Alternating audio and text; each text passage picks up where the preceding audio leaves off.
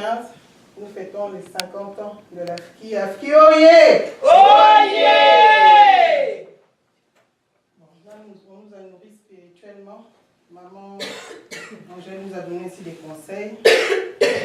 Mais je pense que l'AFKI, c'est une association des femmes qui m'enguisent, donc on ne va pas se contenter de parler que du spirituel. C'est une association sans but lucratif, donc ça regroupe tellement de choses. Elle a été créée le 8 octobre 65 par Papa Foumalongo, Papa Diangenda. 50 ans plus tard, on peut dire aujourd'hui que l'AFKI est universelle parce qu'on retrouve les mamans sur chacun des continents. Même si elles sont en petite quantité en Océanie ou en Asie, mais on peut dire que l'AFKI aujourd'hui est universelle. L'AFKI a toujours opéré sous le label de l'Église, parce qu'il fallait bien qu'on commence quelque part. Papa Foumalongo nous a emboîté le pas. Mais 50 ans plus tard, on peut dire qu'on a largement atteint l'âge de la maturité. Quand une femme ou un homme a 50 ans, je pense que Torobeng est petit, donc on est des grands. L'AFKI a 50 ans, mais qu'en est-il vraiment de l'AFKI? Est-ce que l'AFKI a atteint sa maturité? Ça, c'est la question qu'on doit se poser. Parce que la structure, oui, elle a été créée par Papa Diangenda, il nous a montré un chemin, il nous a donné une idée. Mais en fait, on marche sur sa créativité à lui, sur son idée à lui. 50 ans plus tard, les mamans, est-ce que nous avons été assez créatives? Ou bien on ne fait que faire ce que papa nous a dit? Mais on n'a pas été au-delà. Et pourtant, lui, il a cru en nous. Qu'avons-nous fait en dehors de ce que lui nous a recommandé ou ce que maman lui avait déjà fait? On n'a rien inventé. Mais à 50 ans, on peut dire qu'un enfant, un monsieur est adulte ou une madame est adulte, ce que son père ou sa mère lui a appris, il a amélioré, il a performé, il a créé, il a dépassé en fait. Nous, on n'a fait que recopier, refaire les mêmes choses. Et 50 ans après, il est temps de faire nos propres réalisations, les mamans. Il est temps de développer nos propres idées. En fait, je pense que l'idée de Papa Diangenda a été de faire en sorte que l'AFKI soit la marque déposée propre aux mamans qui m'enguisent. Qu'on ait notre envol, qu'on puisse se suffire à nous-mêmes, dans le sens où pour créer nos réalisations, on n'a pas besoin d'attendre le coup de main de l'Église. On porte le label de l'Église qui m'enguise, on porte le nom qui mangue. Mais Papa Diangenda, je pense, son idée à lui, c'était de faire en sorte que l'AFKI soit la marque déposée des mamans. Et je pense que 50 ans après, il est grand temps maintenant que nous fassions nos preuves. On doit passer maintenant à la vitesse supérieure. Tout ce qu'on touche aujourd'hui, tout ce qui est technologie ou autre, on a toujours des nouvelles versions. On a des logiciels, nouvelles versions. On a des téléphones, nouvelles versions. On a des machines à laver, nouvelles versions. Des cuisinières, nouvelles versions. On a plein d'idées. On est toutes pleines d'idées. Toutes les mamans ici sont créatives. Mais maintenant, il est important de développer nos idées. Et je pense que c'est comme ça que nous allons montrer à Papa Diangenda qu'il a eu raison de croire en nous, qu'il a eu raison de nous faire confiance. Après 50 ans, c'est plus le moment de s'accrocher à ce que maman lui a fait. Oui, c'est un repère, c'est un début. Il y a une genèse à toute histoire. Mais il est temps maintenant qu'on dise, ah, oui, au Canada, ils avaient fait telle chose. À Paris, les mamans AFKI avaient réalisé telle chose. À Kinshasa, les mamans AFKI avaient refait telle route. Il est grand temps de passer à la vitesse supérieure. C'est toujours Papa Diangenda Sala Kiboy. Il a posé la première pierre pour telle chose. Maman, il a fait telle chose. On doit changer, maman, on doit évoluer. On dit toujours, le dicton veut qu'on dise derrière un grand homme, il y a une femme. La réalité aujourd'hui, maman AFKI, c'est que derrière nous, il y a un grand homme, et ce n'est pas n'importe lequel. Alors rendons cet homme fier. Au nom du Père, du Fils et du Saint-Esprit. Saint-Esprit, pardon. AFKI oyez! Oyez! AFKI oyez! Oyez!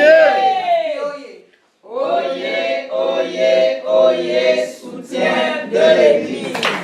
Je regrette vraiment beaucoup que nos petites sœurs, les générations qui viennent, juste les nouvelles générations, Léa Maëlon, Léa Fallon, Léa Marianne, Léa Hossein, ne soient pas là parce que, oui, vous faites partie de différents groupes, mais vous êtes l'AFKI veut pas.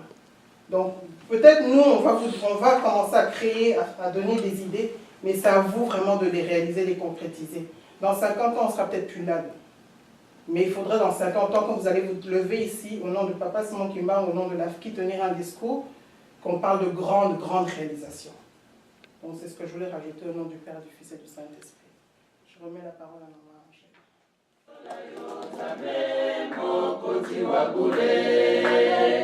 Batela biso na makama ya nzoto pe milimo tosanzola yo Nzambe mokonzi wa bule. Na kombo na Nzambe Tata, Nzambe Mwana, Nzambe Molimo Santo. Nzambe na biso ya solo na ngongo oyo toye na sala makolo na yo. Ya solo na ndako mama nda ya kozalaka molobeli pa ya papa na na bana. Tozali na yo na esika oyo mama Solange. Toye po ete yozala molobeli na biso liboso na papa. Pamba te tomitali tobangi kopusana pembeni ya papa, pamba te tobebisi mingi papa azali na esengo na biso te. Na mokolo ya lelo biso bana na yo bamama na yo ya Montréal toye liboso na bokonzi na bino ya bonzambe. Ya liboso tosengi bolimbisi. Pamba te mosala oyo epesameli biso tobwaki na mabele. Tolekisi kibomoto na biso liboso, tolekisi lolendo na biso liboso, tolekisi mayele na biso liboso. Esika ememi biso tosuki. Kasi lokola toyebi ete tozali na oyo azali na solution ya manso. Oyo aponaki biso tozala baumbu pe basali na ye. Oyo apesaki biso elembo na yo mokili koki kopesa biso te. Yango toye komizongisa na se na makolo na bino na mokolo na lelo. Nzambe na biso kotangela biso mabunga te. Toye na mitema na biso nyonso. Pote okoka kopesa biso lisusu makasi tozonga na nzela na mosala oyo epesameli biso.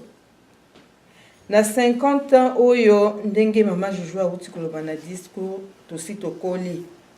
Na mokolo lelo ebungaki tomemela yo eloko oyo fumalongo alobaki ye asali oyo aye mosala azwi oyo aye diplôme.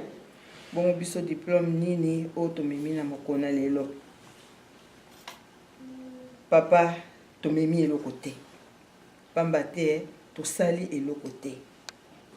Bolimbisi, bolimbisi, bolimbisi.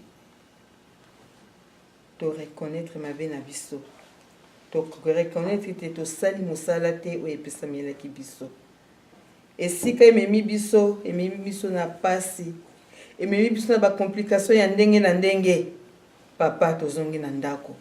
Ndako ya biso esika oyo kobwaka biso te papa. Kamata moko na boko na biso na esika oyo.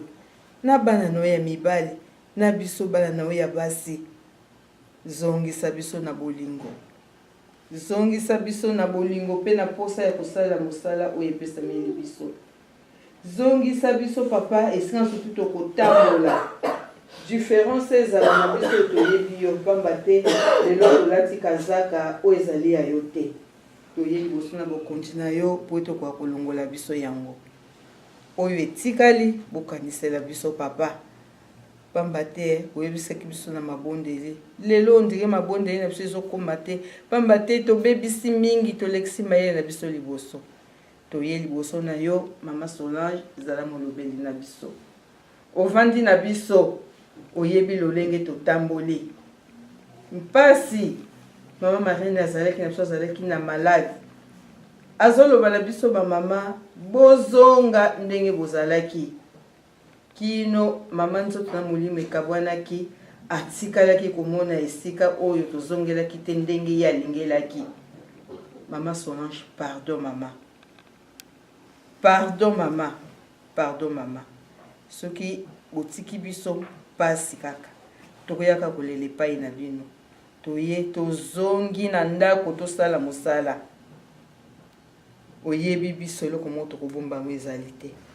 bongola biso ndenge obongolaki nzika na kopola pamba te tozali na esika oyo tozali baye oyo oponaki c'est vrai tobongaki nzela lelo toye okanisela bato na maladi mikolo na mikolo tokopesaka bakombo awo na baye bayebi yo na baye bayebi yo te lingomba na yo libota le santo makila na yo ya molimo santo bandimi na yo tika ete biso basokanisela biso esika lelo bamoko ezwi nzela te bolembisi moko na moko aye na esika aye na bakilo na yo okotangaka oyo ezali kati na biso tika ete okoka kobongisela biso ndenge ezali bonzambe na yo nyonso tosengi na kombo na bino frère oyo toye nango mama toye na se na makolo na yo okoka kokamata yango na yango soki biso nyonso oyo tomemi totie na esika oyo po ete bokoka koyokela biso mawa nyonso tosengi na kombo na tata mwana molimo santo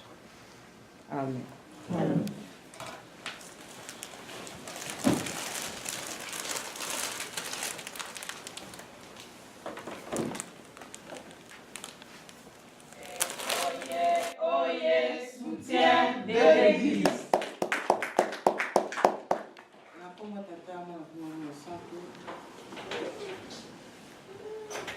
Lelo mokolo monene mpona biso bamama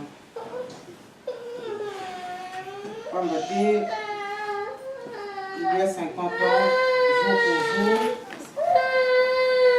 papa Fumalongo na bonzambe na ye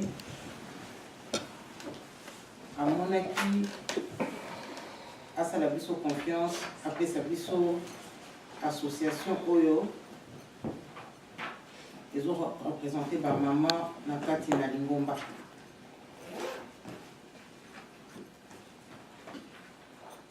Lelo 50 ans après biso de se retrouver awa na kati na mboka Canada. Toyoki na discours à maman je vais asali mpona association na biso ya ba mama. Je pense que ceux qui papa apesaka ba mama association, après ça va être association T. Parce qu'elles ont la confiance que ma maman bazali apte à comme le musala OP bazali apte à faire la réalisation minene na katina mokili et na katina Lingomba. Yé moko apesa ki yango souffle moko makasi de tomona ki ba réalisation na tango kala. Oyo ba mama na biso basalaki tokotanga ba mama Kapu, ba mama Samabi, ba mama ebele ya Afki na tango wana oyo tokoko rendre bango hommage pamba te c'est vrai bazalaki babundelaki Afki. Lelo biso se retrouver na kati na mboka Canada, c'est vrai Afki ezali nini Tangi association des femmes kimbanguistes. Bato mususu kutu même bana, pas plus jeunes, bakoya qui quand même, comme on dit, sont tombés de nuit parce que balobi mais ndenge nini to feta ki jubilé ya Afki na 2009. Ndenge nini susu to les susu ko fêter siko jubilé nini susu. Simplement parce que on a oublié de dissocier. Le 27 avril 2009, Tofetaki, mort, il y a maman, 50 ans, il y a mort, il y a maman Mouilou. Comme fête à ma maman, je dis bien la fête à ma maman qui m'a je ne parle pas de l'association, je parle de la fête de maman qui m'a mis ses alaka. Le 27 avril, c'est là qui m'a confusion ici. Le 8 octobre, de l'eau à nous, c'est vrai, année les caca, de l'eau caramoté. À nous, et souligner simplement parce que ça fait 50 ans, 50 ans, âge moko, il y a la vie à moto. Et qu'on permette tout ça, la mort rétrospective totale, ici, quand il y a une et si quand maman a biso basalaki to bazangisa ekosala biso eloko nini tokokomema na mokolo lelo na bafacilité oyo toza nango awa na bamboka oyo tozali eloko nini de plus tomemi na Afki na Kinshasa nde na loba na bamama lobi tokotala na Kinshasa ndenge baorganize même festivité ya lelo biso c'est vrai tellement que bolingo ekoteli biso nous avons du mal à nous relever pour na tosala ndenge bazosengela biso bamama tozali pilier nde nayebisaki bino lobi biso nyonso bamama nyonso tozali pilier soki mama asimbi mosala ekokendeke toujours de l'avant. Une femme sage bâtit sa demeure, c'est vrai. Une femme sage ou bien des femmes sages peuvent bâtir une nation. Vous allez par maman, ou nous avons appelé ça qui biso confiance, ça qui biso confiance. On a retourné à l'ingomba, on a reçu la makama minene, la réalisation minene. Il y a 50 ans, 40 ans, 30 ans même, ma maman Kapo Basalaki, la réalisation, c'est vrai, papa Fumalongo a fait ça qui souffle, a fait ça qui m'a cassé. Bisopé, logiquement, tout ça va héritière de ma maman, total la kakaka, ma bête, il faut tout à la malam, bolamu, va me mettre qui biso. Natango wana tango tokotala boye tomoni bango basalelaki boye lelo na contexte na biso eloko nini tokoki komemela association na biso eloko nini tokoki komemela lingomba mama tongaka na bolingo mama azali moto na respect les femmes kimangistes se distinguent na lolendo te na evandeli ya malamu na elateli ya malamu na makambo mingi oyo bayebelaka biso na ntango ya kala biso bamama kimangiste toyeba kozala porte étendard ya kimbangisme tomema kimbangisme à travers le monde par notre façon de fonctionner par notre façon de vivre de transmettre bolingo tokoki kozala nango tata nzambe akumisama ambatere lelo eza biso eliki ete lobi bano oyo bazoya nsima na biso baya kosala peut-être mieux que nous mais ceux qui vont kosala mieux que nous c'est ce que nous allons leur donner ceux qui tokoenseigner bango kosala mieux komema plus bango baoya nango mieux baoya nango plus tata nzambe asalisa biso apesa biso makasi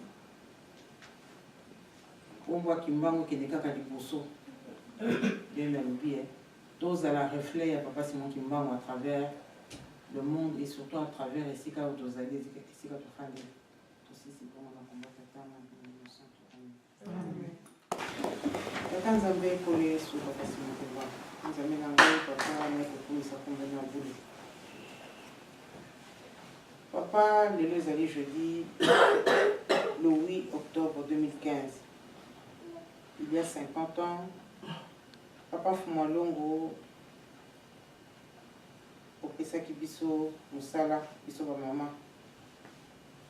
opesaki biso association oyo po ete koma papa Simon Kimbango ekende liboso à travers biso bamama nzambe tata nzambe mwana nzambe limo santo eza jour de fête parce que c'est un jour de confiance de toi envers nous. Nzambe na biso moko mibale misato mine salami esepelisi yo te papa tosengi bolimbisi eloko kaka tokoki kosenga na ntango papa opesa biso makasi ya kokende liboso mosala na yo ya pasi epesami libanda na bato bamona yango pasi tomemi mosala na yo na kibomoto papa yokela biso mawa yokela biso mawa yokela biso mawa lolenge mama mwilu papa atelemelaki likambo na yo papa pesa biso makasi ya kotelemela mosala oyo pesa biso makasi papa ya kotelemela mosala oyo pesa biso makasi papa ya kotelemela mosala oyo papa bana no mingi bazosouffrir à travers le monde tala baorphelin papa injustice eza tellement na mokili oyo tozotala bana ebele bakofela baparent baza na esika kotelema te biso ba maman tozalaki normalement ne papa fuma longo limite tozala ba maman ya bana wana papa tala ba maladi na bopito olobaka tokendaka kosambelela bato totali papa c'est vrai beaucoup de choses oyo osengaki tosalaka te kosambela kutu ata na ndako mpona bandeko bazobela papa on y pense rarement nzambe tata nzambe mwana nzambe mosantu tosengi kobongisa tondisa mitema na biso na bolingo oyo yo nzambe tondisa mitema na biso na bolingo oyo yo nzambe papa abate oyo ezangi kosalela biso papa biso tokoka kosala moselva na makasi na yo na mawa na yo nde tokolonga likambo oyo toyaki ya papa moko mibale elobami na esika oyo papa ezali ya yo te papa bolimbisi toza bato papa limbisa biso papa limbisa biso elike na biso etikela mokolo esengo etikela mokolo oyo ya confiance de toi envers nous papa toyaki ya papa na mawa na yo zongisa biso na bandako na biso na kimia mikakatano makama mabaku nyonso papa nyata wana sama makolo na bule makanisi satana nyonso papa longolango papa biso toyebi yo toyebi ete tozali bana na yo tozali bana na ye te papa merci infiniment pour tout kanisela bana no nyonso à travers le monde papa bandimi no nyonso partout bazali papa kanisela bana na kimia tosengi na libomba na yo nzambe kimia tosengi na libota na yo nzambe kimia tosengi na mokili na yo nzambe na komba tata na nkombo ya mosantu tosengi na nyonso amen.